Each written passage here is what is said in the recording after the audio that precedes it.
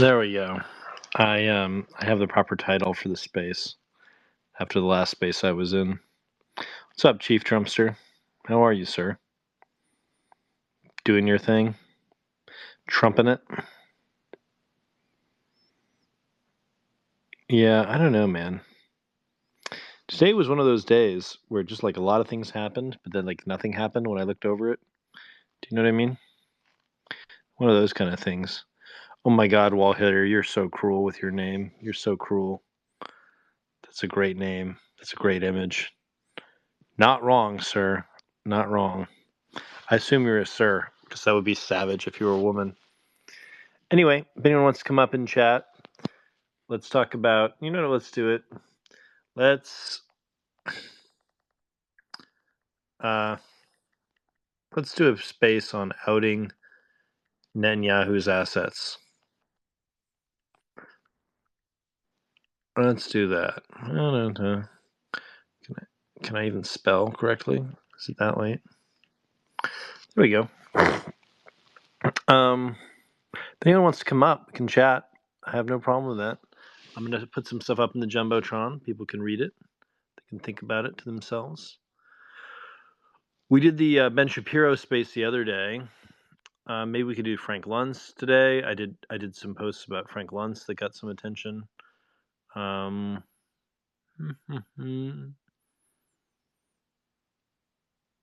Let's see here. It looks like it's becoming standard conventional analysis now that Netanyahu is one of the big losers of what happened with the terrorist attacks, which was not. I was one of the few people that claimed that back in the day, but it was kind of interesting. And then let's see here. Oh, we could talk about Ben Shapiro. I don't know. I mean, it's kind of one of those. Excuse me. Good Lord. Talking about the Palantir stuff, all the Palantir statements about supporting Israel. It's kind of fun stuff. I don't know. People are asking what's really going on in Gaza right now. That is a great question. My understanding is it's raining a lot in Gaza, so they're not actually massacring everyone. That's kind of what I've come to learn and appreciate. What's up, Ace? How you doing? Having fun? I see we've got a bunch of people in here. Because people are up at 2 in the morning, huh? All right. No worries. No worries. 2 in the morning on a Monday. About 41 of us, 42 of us. It's okay. It's good stuff. I'm waiting for 1 or 2 other people to join us. But yeah, if you want to come up, if you want to speak, cause trouble, stir some shit, happy to have you. Happy to have you. It's very interesting to watch these Netanyahu types kind of collapse. I think that's kind of going to be the big story of this year. Are all the people who are basically on the payroll of Netanyahu are the Chinese. They're going to just start eating it in different ways. Going to start having problems in their business enterprises. I posted this one about Eric Erickson. It's got about 60,000 views or so, 59,000 views, about Eric Erickson, who's worked for Paul Singer. I think one of the problems in general with the Republican Party is that a lot of people just don't want to talk about how much of it is owned by foreign governments or their proxies in the U.S., which is fascinating in its own right. Let's see here. Lots of Israel stuff, lots of examples of people being mean to each other for supporting, Palestinians not being genocided, which is always nice. Let's see, a musical. It's all good. Life was good today. Let's see, Mr. Trumpster, you want to come up? I'll invite you up.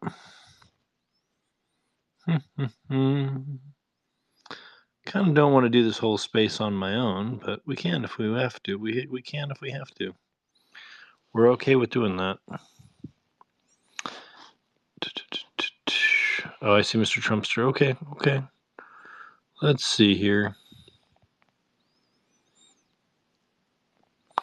Oh, I started posting, like, there's a lot of Israeli assets in Silicon Valley.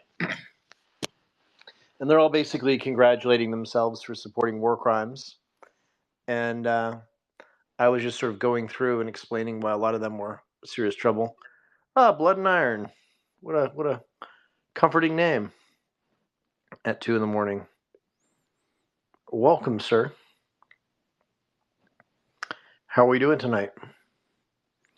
Or this morning?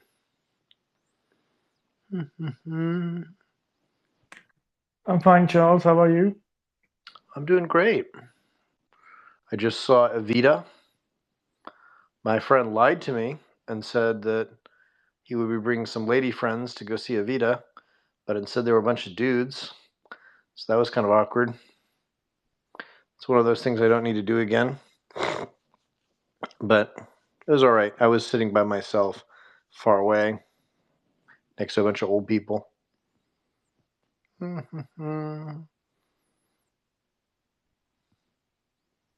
Charles, is Alex Jones Netanyahu's asset? Oh, without question. Yeah, I wrote a whole piece about that at my Substack about Alex Jones's relationship with the Israelis and how it's changed over time. Yeah, Alex Jones is a very sad character in a lot of ways. Very, very kind person when you deal with him, and you know. And yeah, Netanyahu told me, excuse me, Alex Jones told me personally that he was terrified of the Israelis. He always believed that something very like bad was going to happen to him by the Israelis. He feared them a lot.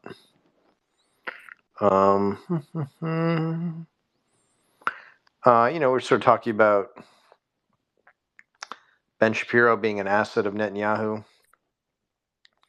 I did a piece on Alex Jones. I did a piece on Joe Rogan. If people are searching my Substack, they'll find that. And then let's see here. Excuse me. I did a piece on there's some Ben Domenech stuff there. More stuff on the crime minister. This is the one I like the most about all the Israeli assets outing themselves in Silicon Valley. I think we should be kind of just doing that as like a community service. We should just be like, all right, these guys are with the Israelis, and that's important for people to kind of know that going into it. All right, let's go. Welcome, NJ. Gloiper? I don't know. I don't even know what it Gloip before. Whatever. Welcome, NJ. Hey, Charles. Nice to speak to you again. How are you? Doing all right. I had a pretty good Sunday. I don't know about you, Dad. Same. I don't know. I was just doing some creative stuff, writing a few articles this weekend. I wanted to get your opinion on what do you think happened with that rave? Did you see that interview where the survivor kind of said that maybe the IDF was shooting up everybody? No, I didn't see that. Put that on the Jumbotron. I'd love to watch that. Okay, yeah. It's translated, so the audio is still in Hebrew, but the text is in English. Interesting. I'll throw it up there. I have some Hebrew, so I'm happy to take a look at it. And one of my friends may join us, and he's fluent in Hebrew. Okay, So good. Yeah, maybe you can give me your take on that. yeah, have a look see at it. Nothing would surprise me from Netanyahu, honestly.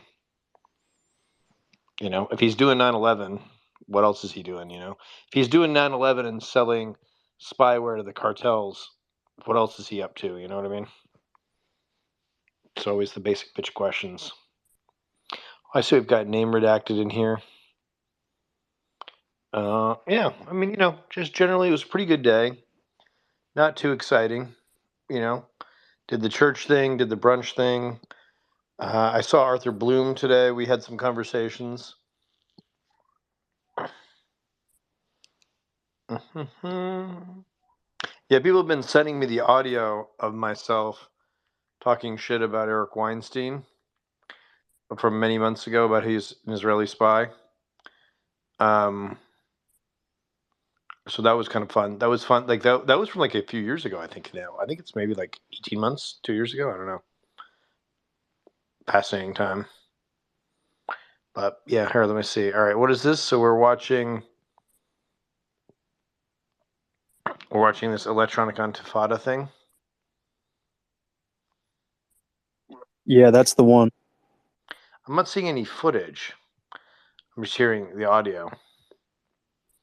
Yeah, it's the interview of the survivor. All right, I'll have a look-see at that a little later. But what I find interesting about Sure. all this is that they're censoring all the Israelis themselves. And they're making it so it's harder for the domestic Israelis to call bullshit on the media reports. I find that very interesting. That to me, that's a very fascinating thing that's going on. Yeah, I see the Netanyahu kind of, that regime is just silencing all critics and anyone who has anything to say. That would reduce morale. Yeah, of course, they're the ones who decide what we're just more not, of course, right? So that's kind of interesting. But yeah, I see Richard's here. All right, I'll invite Richard up. How's it going, Richard? Nice. Do you have a good Richard? How are you doing there, Charles? Well, I'm doing dandy. I saw Evita. I was good really theater. like that musical, I have to say. It's one of my favorites, actually. It's do a you great fascist musical. I mean, there are a few of them out there, and Evita is one. And I love the songs from it, and I just love the whole vibe. They had a black Evita, of course, in Oh, DC. that doesn't make sense. And I just remembered seeing it and being like, I mean, she was like a light-skinned black chick, so it wasn't too bad. But I just remember being like, oh, You can pull that off, in some ways when something's so stylized, like Jesse Norman singing Wagner or something. It's already so outlandish that race kind of doesn't matter. I would say, but when you're doing something like historical like that, it's Evita was alive not too long ago. I mean, we know what she was on the cover of Time magazine and so on. I mean, it's just, I don't know. It's a bit much. The other Andrew Lloyd Webber musical that I think is really brilliant is Sunset Boulevard. I think that's my favorite of his musicals. Oh, I haven't seen that one in a long Well, time. it's not as popular. I mean, it's one of my favorite films, and they really do the film justice. And they use lines from the films in the lyrics. I mean, it's really, really well done. Great stuff. My grandma was a huge Andrew Lloyd Webber fan. I mean, it's kind of saccharine music, I have to say, but it's also kind of brilliant. It is what it is. Yeah. It's not. I mean, and to every life, a little bubble gum can fall. You know what I mean? Yeah, exactly. It doesn't all have to be Shakespeare and Beowulf or whatever. Like Andrew Lloyd Webber's Beowulf, that is my favorite. A little lesser known musical. Yeah, lesser known. Yeah, lesser known. Yeah, he did this one. You might have heard of it. It's called King Lear. Well, I mean, Sunset Boulevard's a bit like King Lear. It's kind of I mean that seriously. There's something. It's a brilliant. There's movie. something kind of. The thing that kind of came away with Evita is just how gay fascism is. Yeah. That was kind of the takeaway that I had. That basically there's a whole lot of people just prancing around and marching and all that. It's interesting. Well, what was it? It was called the Rainbow Tour. I mean, that kind of gave it away. They were doing it out in the open. So true. She was a gay icon ahead of her day, huh? Yeah.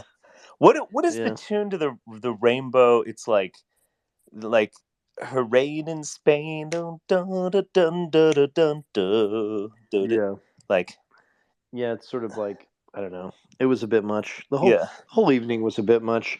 But my friend is making a musical about K Street and about lobbying after working as a lobbyist. And he's quite musically inclined. And so we were sort of chatting about what would a musical about K Street be about. and so he's kind of pushing that. So it was a fun evening, all told, but it was a bit much the whole evening. And I saw Jeff Geesey earlier, and did all of those requisite Sunday things, like putting off all of my responsibilities into the week. Yeah, as one does. But in general, had some time, of just outing various Israeli Netanyahu assets on Twitter, and that felt good. I enjoyed that. And what's been very interesting to me are the number of Israelis that have reached out to me, sending me stuff about various Americans that are problematic in their view. So that's going to be a very interesting thing. That basically, we have to end Zog in Israel. We have to end, and I think that is going to be a very interesting part of the story of like the sheer numbers of Israelis that are kind of sick of this Netanyahu bullshit. Well, it really, from what I can tell, and obviously I'm here in Montana, so what do I know in a way? We've had land disputes there, but there's no like border disputes among Indian reservations or anything like that. So we're lucky. But there does seem to be this weird asymmetry where, I mean, again, from what I can tell, what I've read in Israel proper, there's more nuance. Like they are. I think they're the. I think there's a consensus that Bibi Netanyahu, once they get out of this, his career has to be over because this is a massive intelligence failure that inspires some conspiracy theories, to be honest.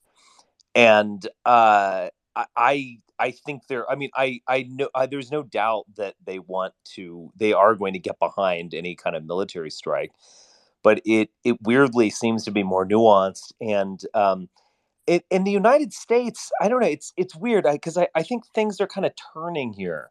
I mean, understandably, everyone was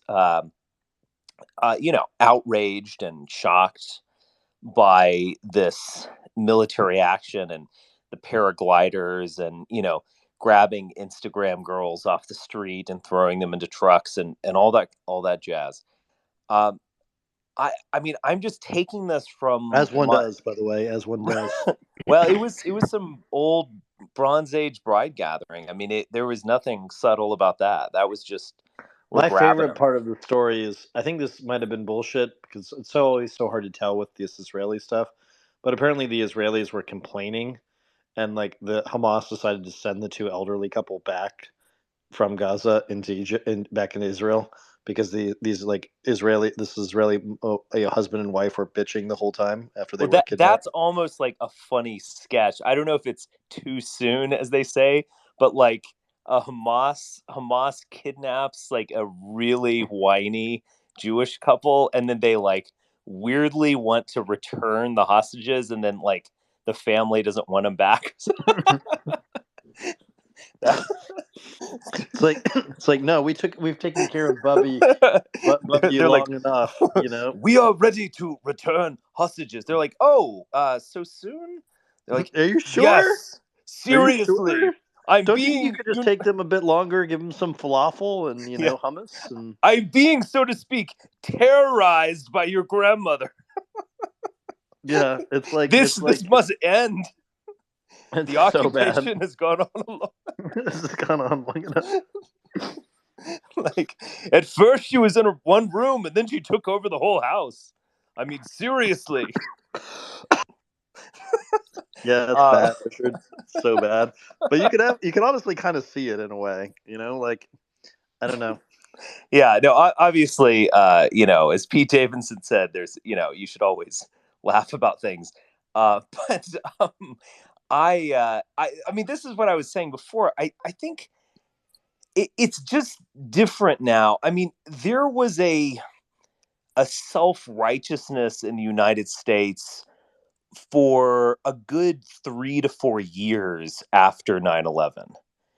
A kind of like unthinking. I mean, do you think there were so? big I don't really remember. There were big anti-war rallies, but we didn't have social media. But I think now, I think the narrative is shifted, and you have some people who are firmly pro-Zionist who are good at what they're doing, and they're smart, David Frum type people.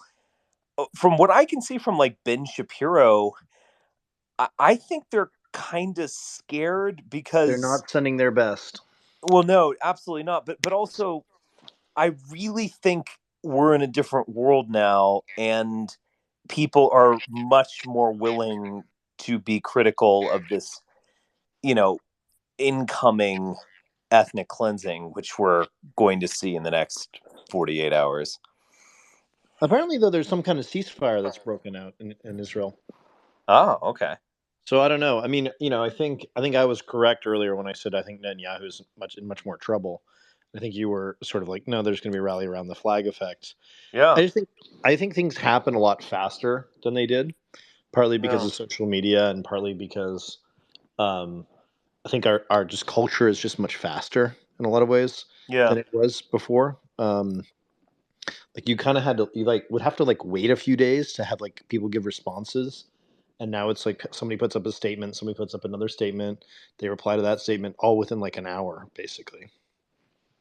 So I think our world is just moving at the speed of a tweet in a way. Yeah. But yeah, I don't know. I mean, my basic read on this is that, it's not 2007 anymore. Obviously, the world has changed a lot. I just don't think the Zionists have much to offer anymore in quite the same way that they did. We don't really need them for intelligence purposes. They're probably a threat to us. A lot of their assets here are just annoying. You read about all these tech guys who basically work for the Israelis, and you're like, what do you guys do all day? And the answer is they spy on American companies.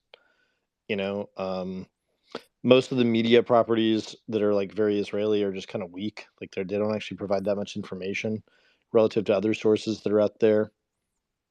And I just think there's a lot of I think the big thing too is that the Chinese seem to have become more pro-Palestinian and less pro-Israeli. I think that's probably one of the unspoken things that's going on. So a lot of their assets are moving that direction. And then I think the Russians are kind of annoyed with the Israelis, and with Netanyahu in particular. Yeah. So in the main, I have to say, I just think that they don't really have that many friends other than people who are on their payroll. And that's always a very bad position to be in. I've known Ben Shapiro a long time, and I've never seen him actually just genuinely worried, which is kind of how I've been seeing his face and looking at him and watching him.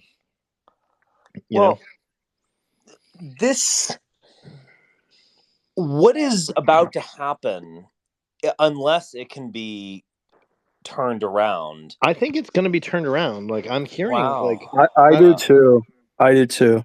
I mean, I'm reading a lot in the Israeli press, and there's a lot of military commanders who are just refusing orders to invade. Or they're delaying orders. They're asking for confirmations on things, which is interesting. It would be like George W. Bush telling people to go and invade Iraq, and a bunch of military people being like, nah. Maybe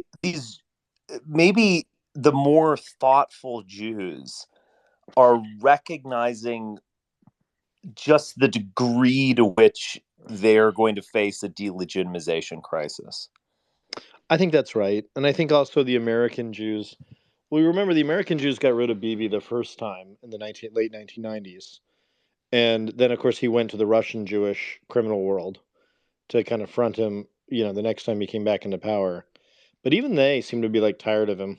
They're just tired of his antics. Well, because what I mean is that first off, we're not in 1948 anymore, but this would be more dramatic, or at least larger numbers than 1948. And it's just, they are going to be pegged as genocidal. They just are. Yeah, and also I think they're just they're fucking up, right? You can't be having your foreign minister fighting with the Pope. Yeah. So there's a lot of that going on, where you're where they're just completely tone deaf. Yeah. And if people look up at the Jumbotron of the various tweets I pinned of mine and elsewhere, I think they kind of speak for themselves. We just don't really have the time or patience for a lot of these tech fraudsters who pretend to be investors when they're really Israeli spies. We just don't. It just doesn't work anymore, you know. And I think people are kind of getting it now. It's fascinating to watch people that I never really suspected would actually push back on these things. Actually, push back. I mean, I had a conversation with Charlie Kirk today, where he was just talking shit about Ben Shapiro and how crazy the Zionists are. This is a private conversation? No, it was a private conversation, but I said like, hey, can I tell people about this? And he's like, yeah, no problem. What the? Yo. Yeah. So I think I want to talk to Charlie Kirk. I think there's a lot more going on than people let on. You know, I also think there's a lot less Zionist cash in general. So there's a lot of people, you know. So one of my friends has this theory that Charlie Kirk is actually like very brilliant because Turning Point stands for nothing, so therefore it can never get in any trouble, and that really its name of Turning Point means it can turn on a dime on any issue. Yeah. So it's in a way it's kind of protected, whereas all these other like the Breitbarts of the world like actually stand for things, and so therefore they can be like wrong on topics. But Charlie can never be wrong because he doesn't believe in anything. Yeah. Which is kind of interesting. It's like the ultimate nihilism in a way, you know? But Charlie had Steve Saylor on his radio program the other day. I was just about to say, I don't know how I missed this. No, he did. And you know, he's been like, I mean, he privately sends me like the weirdest shit about various like, you know, various Zionist Jews. So He's sending you like 26 candidates. I don't know. Like I don't know what happened to Charlie, but I think something happened to him. I just don't really he's become a lot weirder over the time that I've known him. And I think he's probably seen a lot of weird Zionist shit. So I think there's a lot of people who kind of go through the looking glass on that stuff, you know? You think it's personal? Yeah, I think so. Yeah. Charlie was telling me that he had these Israeli guys show up and tell him what he wasn't allowed to talk about at Turning Point. And he was like, no, like I'm not going to behave like that. So I don't know. It's interesting how like you know, when people perceive the Israeli state as weak, they kind of like renegotiate the terms under which they're blackmailed by the Israeli state, or they renegotiate the terms under which they listen to the Israeli state on key matters. You know, I've kind of come to the conclusion though that we should just keep like exposing these people, exposing their connections, all of that. You know.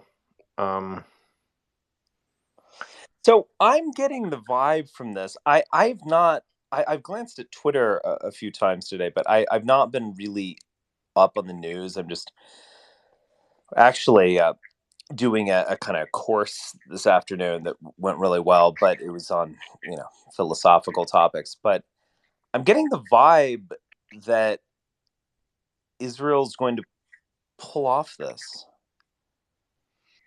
I don't think so, man. I think they're actually gonna. I mean, Joe Biden's speeches have been pretty harsh on them. Like, don't commit war crimes, don't do this, don't do that. And it's not like they actually know where all the Hamas leaders are, you know? Well, they're in Qatar. Yeah, I mean they're all over the place. They're in Egypt. They're in. Yes, this is what just came out just a second ago. U.S., Israel, Egypt agree to ceasefire in southern Gaza to begin at 6 a.m.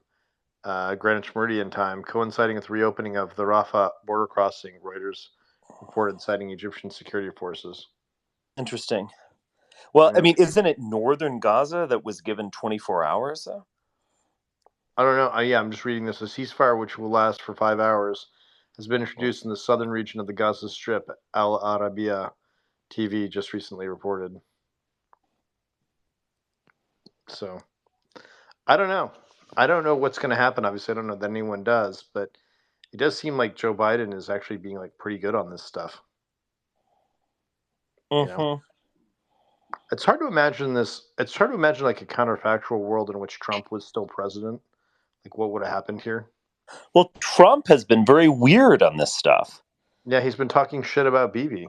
Exactly. It's been just totally odd. And I don't even know exactly what to make of it. But he was like, you know, you have this time of crisis for Israel, and he's like, "Bibi, he really betrayed us. He didn't support their stolen election hoax." Like, it's pretty funny. And then, what were some of the other, like, he says this never would have happened if I were president, which is a kind of standard thing for him. But he said some other just odd things. He's not this just full on, neocon 9/11 president. It's something else, and I don't quite know what's going on. I mean, I think maybe you could suggest that because Trump, as nuts as he is about like the election being stolen and things like that, he actually does have a sense of the centrist voter to the degree that this person still exists. Like with the abortion thing, he was like, "The pro-lifers, you're welcome, folks. Now you can negotiate, but Ron DeSantis, very harsh. Not what I would have done." So he kind of understands that the centrist voter is not into 6-week abortion bans and all that kind of stuff, and so he kind of plays them. I think he might very well grasp that we're not in 9/11, and people don't like, crazy leftists on college campuses, raising their fist and being pro Hamas. But they've grown skeptical of Israel over the years. And I think he might even kind of sense that and is playing it a little bit, kind of being above it all. That's just a thought. Yeah, I would say Israel's like maybe not on their back foot, but they're kind of pressed right now between Iran, Hezbollah, and Hamas, and trying to garner support from America. I don't see them as like in the position they were maybe 4 years ago or even 2 years ago. Yeah. They kind of have to negotiate, and I think everyone sees that. They kind of see that we have this bargaining chip right now.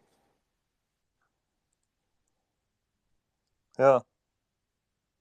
Could well be. I mean, I don't think the dog is eating the dog food like it once did when it comes to the Israel issue. Mm-hmm. I mean, there's a lot more memes. Things are funny. People are making fun of this stuff. I don't know. But yeah, there's some countervailing things to this narrative that we're spinning here. I mean, there's the MSNBC banning Muslim journalists. There's some countervailing forces here. I mean, them doing that is a crime. Banning them, just because they're Muslim. Yeah. So I don't know. I don't know how it shakes out. My read on it, basically, though, is that we probably hit peak Israel under Trump, and now we're kind of going down from there. It's kind of my sense of it. I have just been so depressed. There's a huge trial that begins tomorrow in the U.S., the trial of Alejandro Toledo. And Alejandro Toledo was the Peruvian president, and he was effectively on the payroll of the Israelis. And his wife actually fled to Israel. She was a Jew of Israeli extraction. And so his corruption trial begins in the United States tomorrow. Interesting. Yeah. So I just think there's a lot more of that stuff that's just like coming out, like the Israelis, bribing or hacking various people's stuff. It's all going to kind of come out over time. You said something interesting when you first brought Richard on, Charles. You said we're going to have to deal with the Zionists. You said we have to deal with the Zionists. Do you think it's going to be the U.S. that kind of decides what happens with them? Yes, and I think to some extent it's going to be the public itself that corrects all this stuff. What's been disturbing to me is watching all of these Israeli academics and others go and target for harassment, like shopkeepers or whatever that fly Palestinian flags. And it's like they're trying to like settle a bunch of scores within the U.S. with them too, which is disturbing, to put it mildly. I think basically the government has an obligation to make it so that you're free to exercise your rights. And increasingly we can't exercise our rights when we aren't secure in our phone communications, we're not secure. And it's one thing to have the NSA listen to everybody's stuff. It's quite another thing entirely to have Netanyahu's people do it. Yeah. So kind of wild stuff. Go ahead, Richard. No, I don't. I was just I'm just kind of flowing on this stuff. I don't have any firm takes. I'm just kind of taking it. I'm just kind of taking it in, so to speak. Yeah. What I was saying is on my last few podcasts, I've really been getting depressed because I felt like the entire W era had just returned overnight, and it was like all of the way things are articulated, the way people are churning on dimes on things. I think you should maybe mute yourself there, Charles.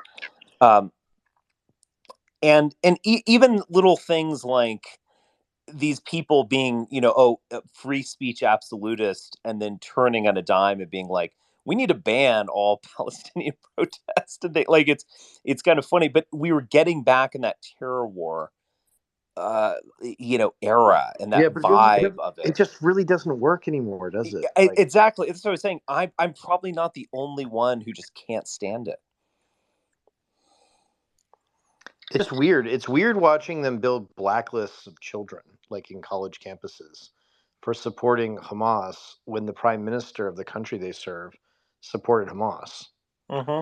It's like, what the fuck? It's just Yeah. confusing. Like, I feel like they're doing a lot of work and a lot of bullying and a lot of weird behavior, and I just don't think it's just like it's too much. It's too strange, you know. Mm-hmm. Yeah. And it's like I feel like I need a flow chart to keep tabs on it all, and it's annoying, you know. And I think what's been interesting to me has been, I'm just outing these people, posting things I know about them, and it's amazing all the stuff that people send me as well, about their. There's like a lot of people who've saved things on their various enemies who are anti-Israel, or who are anti-Israel types that have saved stuff up, and now that they perceive Israel as weak or as genocidal, everything's like coming to the surface. You know, people are people are using the it's like a cultural revolution of the sort. They're using the super pro crazy Israel stuff to settle other scores they have, and I think that's Mm. going to have all sorts of interesting economic implications with venture capital and private equity. And I think there's going to be a lot of partners that get reassigned or removed from a lot of these funds. Hmm. A lot of moving pieces right now. I see we've got Adam here. Yeah. And by the way, if you guys want to come up and say your piece or Yeah, just Adam, I'm disagree, curious what the green man has to say.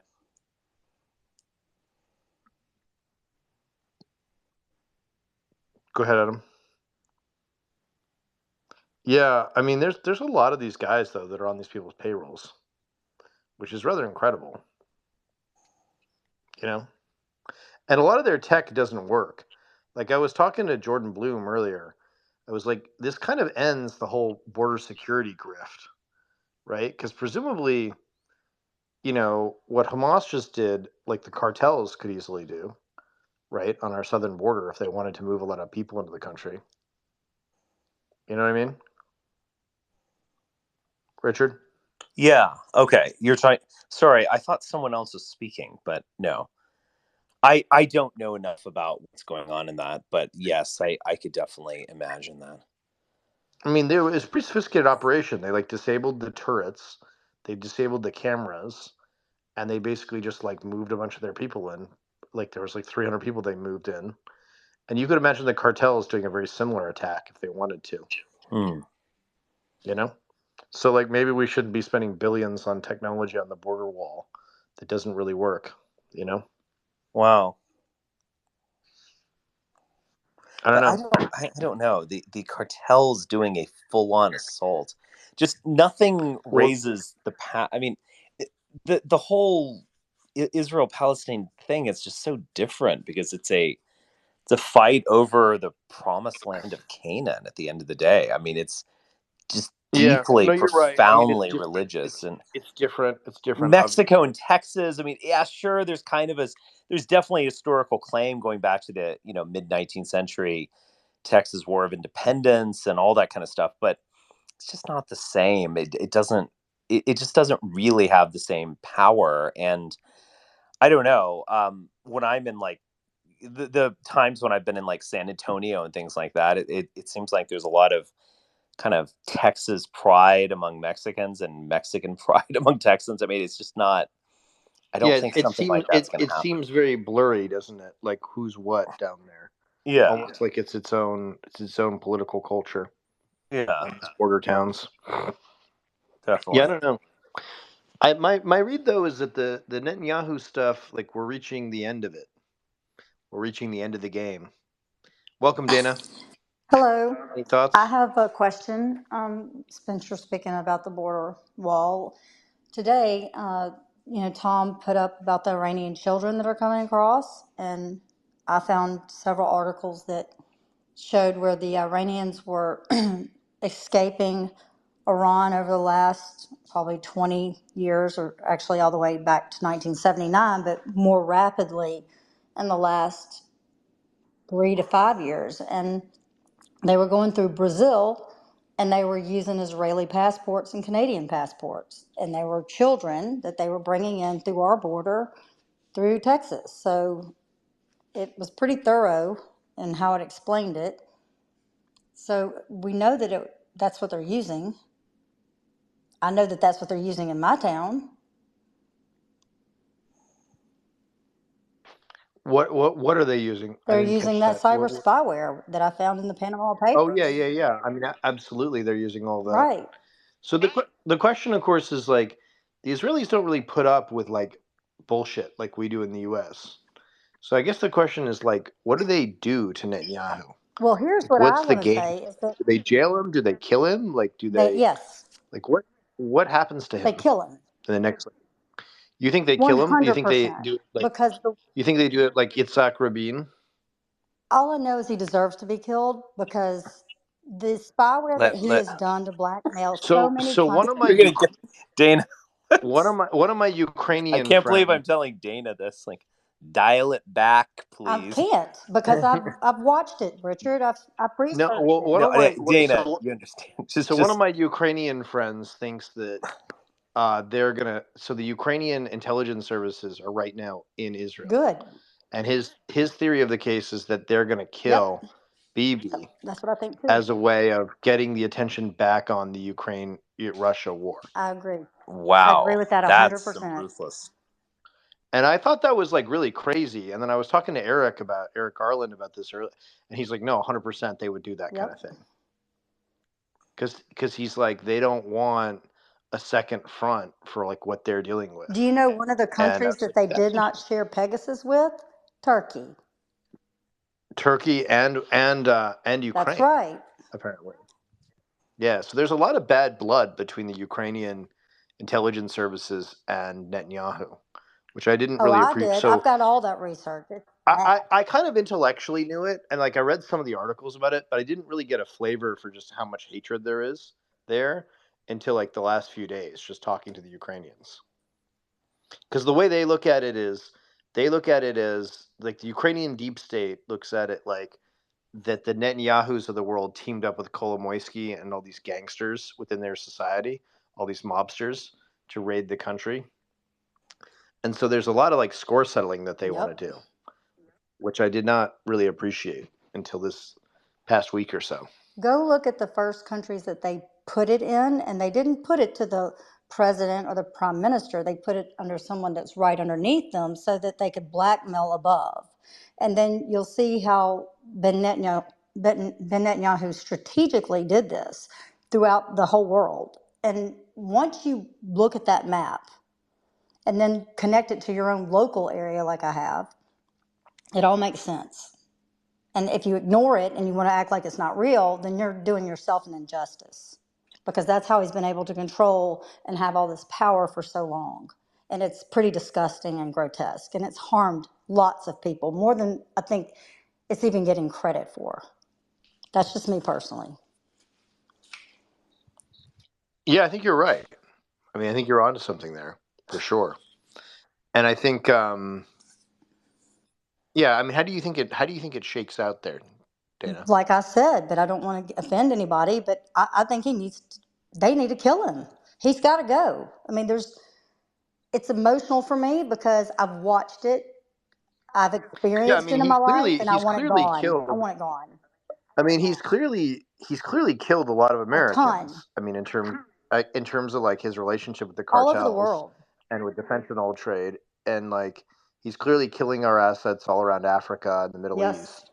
And it does make you wonder, like, what are we just going to let him, like, shit down our throat for years? Or are we going to do something about And the it? Likud Is party. somebody? He needs to not go down by Yeah, himself. That whole group needs to go. yeah. Maybe we need regime change in Israel. 100%. You know? He is the Yeah, regime it's control of interesting. all of that. Let's be honest. Absolutely. Yeah. Hi, my name Go is Hanet, yeah, and I'm go from ahead, tip of the Toronto. spear. Yeah, go I'm ahead. from Toronto, Ontario, and I've been very invested in Israeli politics, so I'm pretty aware of the Likud party, Ben Gvir, Yehuda Glick, Itmar Yehudit, and I've been watching how they've slowly coalesced power over the last 5 to 10 years, and the secular left-wing majority of Israelis have fallen to the wayside in terms of political power, and it's now culminated into complete takeover of the government of Israel. I've always posited that Israel is in a struggle between whether or not they want to be a democracy or a ethno-nationalist theocratic state. And it was going to come out ahead, and we are now witnessing it live. And that's all I want to say. Thank you so much.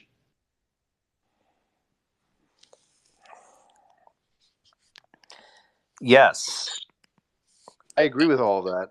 but Richard. don't you? I mean, I think there's a real chance that, at least in the short term, the ethno-theological state people are going to win, and Absolutely. the whole country's set up for that. I mean, you know, land rights all throughout Israel. I mean, you cannot own land unless you're Jewish.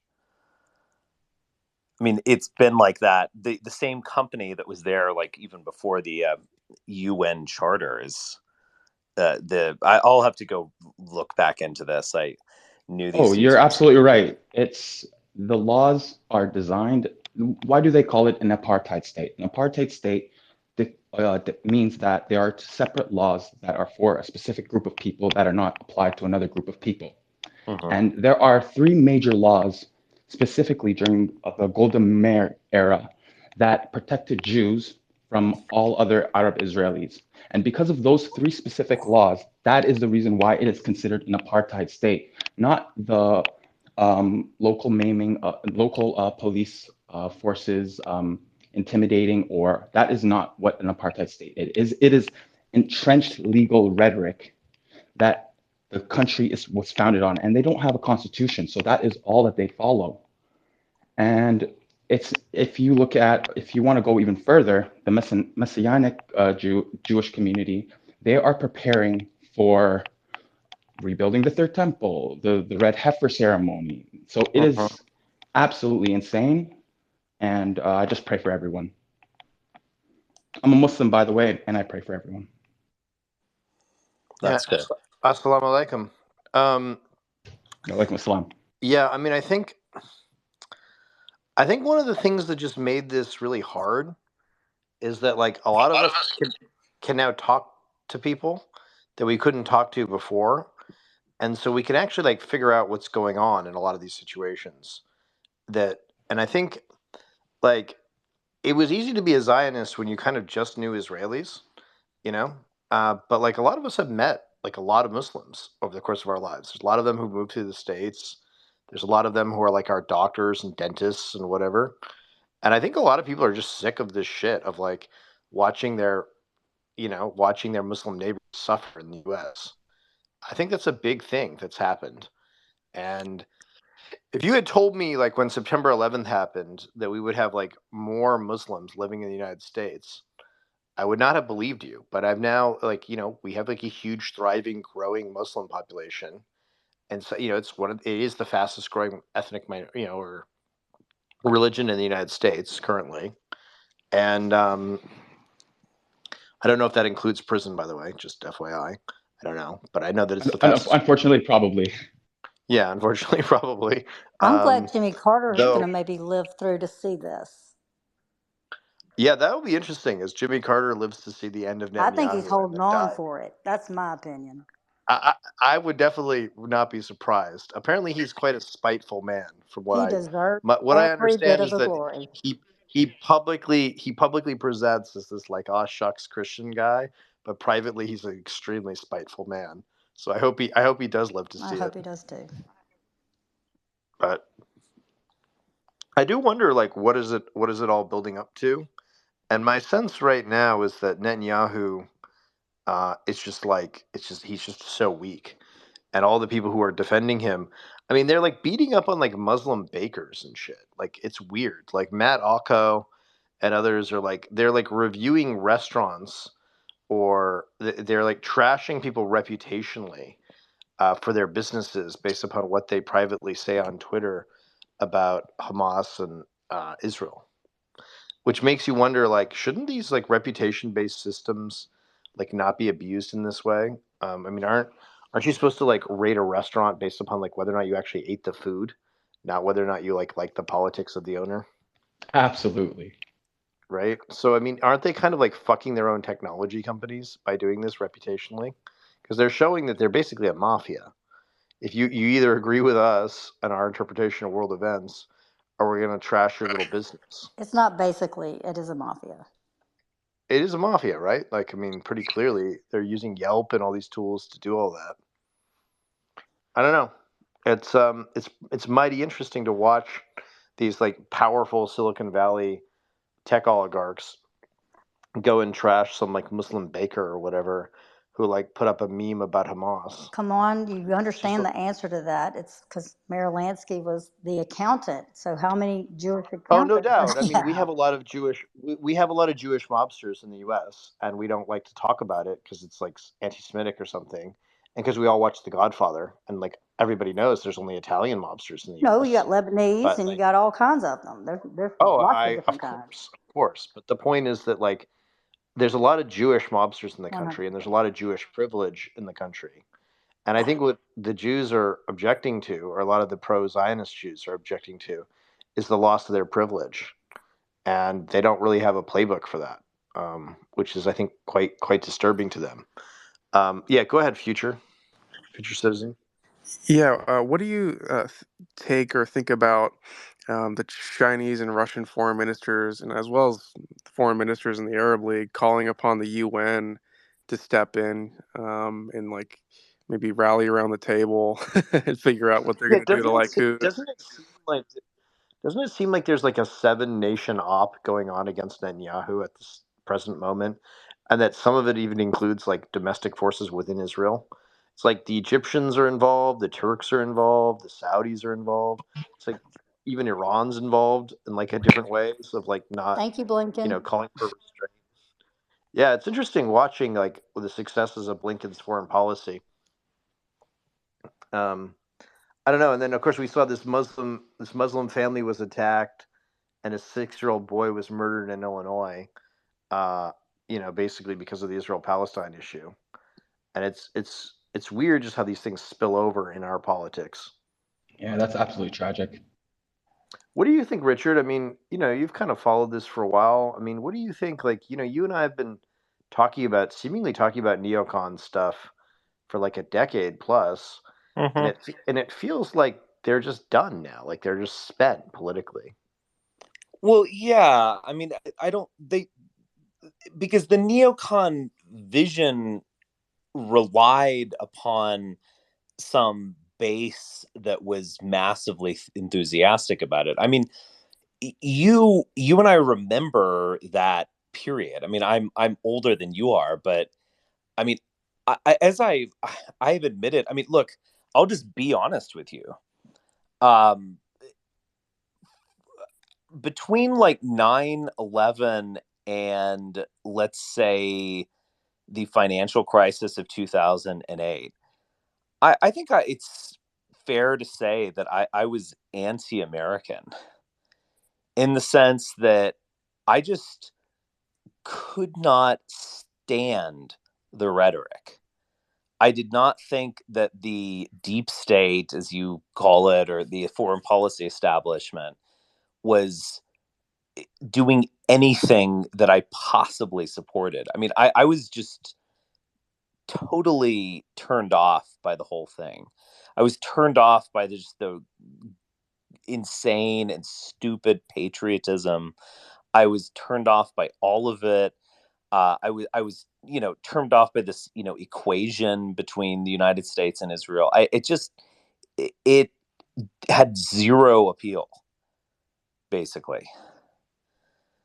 And I think that's just over. And in a way, one of the good things Trump did was end it.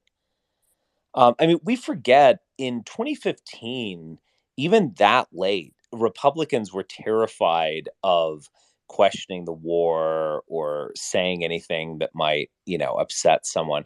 Trump really did it. I mean, he basically said, Bush lied, people died on a stage in South Carolina. And it was a kind of Yeah. opening. He called them war criminals. Yeah, It's pretty incredible. it was. And that just kind of opened things up for people to express what they ultimately felt, because people are followers. They want someone else to do it before they jump in on it. And Yeah, and I think Republicans especially are that way. oh yeah, because they're conformists by nature. They like social hierarchies and all that kind of stuff much more than the leftists. So yeah, I don't think it works anymore. There's no story to be told about America's given quest to install democracy around the planet. I think criticism of Israel. I mean, the MSNBC banning of those Muslim journalists. I mean, that's happening in the context of the center left and the far left becoming much more anti-Israel. That's in the context of MSNBC promoting a lot more criticism of Israel than we had ever seen 20 years ago. And someplace like Fox News, I mean, it's where you get they're always behind. Like they're like 15 years behind the trend. And the left, I mean, I can remember post 9/11, there was zero anti-Israel coverage. I would sometimes, over the past 3 to 4 years, I'll turn on I'll see I don't have cable. I'll see a clip of MSNBC with some of these guys that are these kind of lawyerly, smart Arab types. They're criticizing the whole thing severely, and that's having a big effect. So I just don't think it works. I mean, there's this weird dialectic in neoconservatism where it's like universalist and almost like quasi-Marxist in this world revolution that they're going to bring about of democracy and free markets and et cetera. It's like Fukuyamaism, et cetera. But then there's this like other aspect to it, which is very Israeli and very obsessed with like borders and national security, and it kind of paranoid, very much like what was going with the mentality of America in the turn of the 21st century. There's this kind of funny dialectic. It kind of goes back and forth. And I just don't think either of those things hold much legitimacy anymore. So I do think it is over. I would just say, like, I don't think I've met a woman that was a Zionist that was under 35 that wasn't a Jew. Right. And that was not the case when I was younger. Like, Right. I would run into like Anglicans even. They would be like, "Oh, well, the Israelis have problems, but they're our ally," And that doesn't happen anymore. No. People don't make excuses for them like they used to. And No. I think the reason for it is just, first of all, they're very annoying as allies. Like they don't make it easy to be their friend. Like they're kind of dicks, just in general. Mm-hmm. And I think that is, I mean, like there's Christians getting spat on in the Holy Land. The foreign minister is like fighting with the Pope. It's like, who the fuck are you? Like, you're not supposed to fight with the Pope. Everybody knows that. It's like, what are you even doing? Even when Trump visited Jerusalem, they tried to roadblock his visit to East Jerusalem, and then they tried to say that, okay, we'll go in alongside you, and then Trump denied that, and they ended up bugging the office that they wanted to have a meeting, and Trump was furious. I would love to know what Trump really thinks about the Israel-Palestine question. And if every day I kind of pray that he does that. He just says like what he thinks and just goes hard on it. He knows better than that. Maybe Trump is kind of like one of those guys who knows if somebody's strong or weak. And maybe he thinks if Bibi's weak, he can just talk shit about him. He'll drop hints, and he won't go out outright towards the Israeli lobby because they are still very powerful, and they will make or break his presidency if they decide to turn on him 100%. So let's say Trump loses in 2024. Do you think he publicly denounces Netanyahu? Absolutely not. Maybe Netanyahu directly, but not the Israeli apparatus or the Jewish state. Yeah, I don't know. I could see Trump going ham on this stuff, in a way that I didn't previously. What do you think, Ace? You're mighty quiet. Hey, I'm actually getting a little too sleepy, so I'm going to leave everyone. So I apologize for ducking out, but I'm Me too. Good night's sleep. Good night, guys. Good night. All right, I'll talk to you and guys girls. later. Yes. Let's bring Lath up. Go ahead, Lath.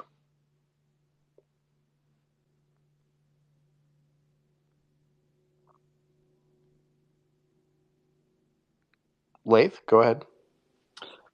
So yeah, okay. I wanted to say, for me, so I'm an Arab. I'm born in America, and so I kind of understand Arab history pretty well, and I've always been curious about, um, how these Jews were able to accumulate so much power. And I think a lot of people focus on conspiracies, um, powerful people, but I think my conclusion is, um, people just don't. How do I say this? Yeah, people don't reflect on themselves and the mistakes they've made. So the biggest thing for me is, I guess, how they lost Palestine. Well, the reason they lost Palestine was they the Arab countries, they went against the Ottoman Empire, and that pretty much gave it to to Britain. So I see a lot of these kind of mistakes where people just don't admit them, and this is kind of their source, their strength. Whereas a lot of people, they're divided, even in America. You have black, you have white, you have Irish, you have many divisions, and yeah, with the Jews, yeah, they're pretty solid.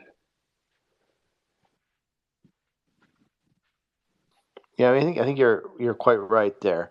I do think, unless Adam, I know Tom's in here, May. If anyone else wants to come up and speak and say your piece, otherwise I think I'm going to shut down the space in about 15 minutes or so, just because it is getting kind of late and I have an early morning on Monday. But yeah, it seems to me that what we should be doing is outing a lot of the Netanyahu assets, and we should be identifying them, processing them. And obviously, Harvey Weinstein was a Netanyahu asset. Jeffrey Epstein's kind of more complicated. He was more in with Ehud Barak. It looks like he was sort of sacrificed by Netanyahu himself, which is kind of interesting. But yeah, I do think we need to be kind of exposing these people more and more. And I think on my own Twitter feed, I've been just hounding various people, and I want to keep doing it. I don't know. It seems like it's important for us to do it, especially as that they're increasingly going to try to criminalize criticism of Netanyahu within Israel, like some democracy that is. I've liked Arthur Bloom's stuff has been pretty good on this too. talking about all these kind of deeper politics. But yeah, go ahead, Lath. Yeah, no, I was just gonna say, so I think the difference, so they're Semitic people, like the Jews. So they're very similar to Arabs in one sense. They're very tribal, and I don't think Europeans they don't think like them, which is like I think their biggest weakness because Yeah, I think that's right. I think we have a hard time putting ourselves in the mind of the Arab world, or the tribal ye- world. Let's go to Ace real quick. Yeah, Chuck, I was curious if you went over the Biden doing the Abraham Accords leading up to this conflict, how much of that plays a role in like the Hamas attack, like the timing of it. It definitely feels like the Palestinians were just like not interested in allowing Saudi, Israeli normalization, and they decided they were just going to shit all over that deal. So yeah, it is interesting. Go ahead, Theist. Hey, this is my first time as a speaker on a space. Thanks for having me on. You'll never Um, forget your first time. so I'm curious. I'm kind of a newbie when it comes to geopolitics, but I've recently, well, not recently, but before Peter Zion became popular, I was following him and just, as like a hobby. I was You have wondering to if be he's careful with you have to be careful if, with Zion though. Zion is very plugged in with the I was gonna Israeli ask world. you. I was gonna ask you if he was an asset. Yeah, he's close to the Stratford people, and they're very Israeli. They're sort of that Likud Israeli world. So he gets a lot of things wrong. I've written about him before and tweeted about him, but he's kind of he's like a gateway drug to like more serious stuff. So I kind of don't dislike him necessarily. He's kind of he like introduces people to the whole idea of geopolitics, which is I think useful in its own regard. I recommend people follow, Ian Bremmer's work. It's pretty interesting, and then also like there's a lot of different things historically that are fascinating in terms of geopolitics. But yeah, it's interesting. I think what we'll do, I think we'll probably close down the space, and I'll do another one tomorrow night if people are around, because I think we're losing some people, and it's getting kind of late. I'm getting some messages that people are falling asleep in the space, and I kind of feel a little bit of that myself. So I hope everybody has a good evening, and I hope they have a good, had a good weekend and have a good start of your week. Follow some of the stuff I've put up on Substack or in the Twitter stream, and I look forward to hearing from you in the DMs and elsewhere. So hope everybody takes care.